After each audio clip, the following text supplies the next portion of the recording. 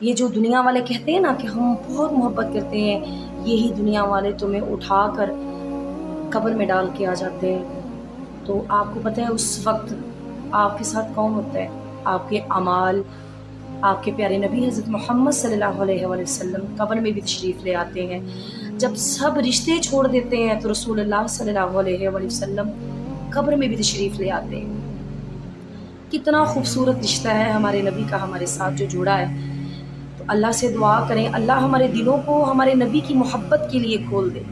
وہ نبی جنہوں نے ہمارے لیے ساری ساری رات قیام کیا، وہ نبی جنہوں نے ہمارے لیے ساری ساری رات رکوع اور سجود کیے، وہ نبی جنہوں نے ہمارے لیے فقر کو پسند کیا، وہ نبی جنہوں نے ہمارے لیے غریبی کو پسند کیا، وہ نبی جنہوں نے ہمارے لیے اپنی اولادوں کی قربانیاں دی، اپنے اہل بیت کے لیے 4 دن کا فاقہ مانگا اور کہا اللہ اگر میرے اہل بیت کو 4 دن کا کھانا دے رہا ہے تو 4 دن کا فاقہ دینا۔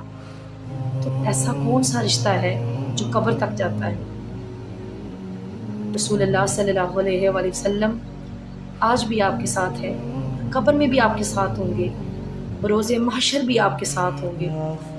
اللہ تعالیٰ نے اپنے نبی سے پوچھا اے میرے محبوب اگر میں تمہاری آدھی امت بخش دوں مانو گے؟